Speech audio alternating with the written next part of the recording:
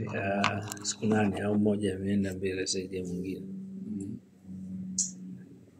Sisi kuna mabadiliko especially kwenye wanapata sana maumivu ya viungo. Maumivu ya viungo. Viungo tunakuja hapa. Kwa mambo kweli. Sasa hivi angalau nasikia na usingizi angalau sasa hivi nasikia usingizi na kichwa kilikuwa kizito sana, sasa hivi kidogo kimekuwa afadhali. Kilo zako ziko ngapi? Kilo zangu ni 85. Maji unakunywa kiasi gani? Maji nakunywa lita, kuanzia hii tulivyoanza ndio nakunywa lita 1 asubuhi jioni, lakini hapa katikati pia napata kama lita 1 hivi. Lita 1.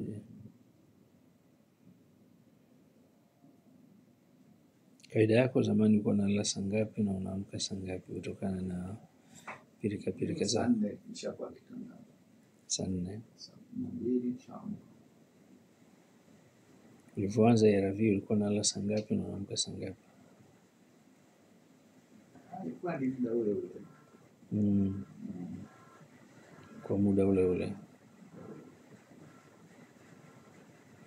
Changamoto ambayo ilikukuta kwenye ARV ni viungo, kuchoka na nini? Na ganzi. Kuna swali huwa wanauliza wengi, lakini jibu lake linakuwa sidhani kama kwa kweli itakuwa tofauti. Kama tofauti itakuwa vizuri. Una taarifa sahihi ya afya yako kimaabara inaonyesha mwaka huu mafanikio yalipatikana, mwaka huu mafanikio yalipatikana kwenye kila kitu ulichopimwa, na ni kipi na kipi umepimwa, kipi hakijawezekana kupimwa? Kupima, kuna ile kupima viral load na majibu yanakuwa rahisi tu, naendelea vizuri, wako chini ya 20.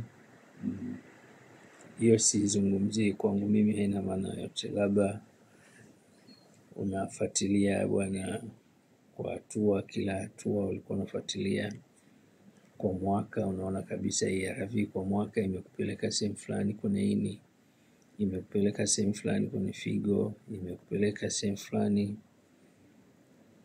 kiwango cha damu kimeongezeka kiwango fulani au kimeshuka kiwango fulani, uzito ulikuwa unapanda vipi, yes, uzito umeendelea kwa constant. Uzito si baada ya sikuwahi kupungua, ilikuwa 85 hiyo, lakini kuna kipindi ilipunguza ikaja kwa 75. Kwa ni 80 75. Pia magonjwa mengine ya ini na figo nipima wakati nafanya chanjo ya ini, walisema hakuna shida ya nini, hepatitis B. Hata figo walisema hazina changamoto. Kwa hiyo taarifa ni hizo ambazo unazo. Ini halina changamoto, figo halina changamoto.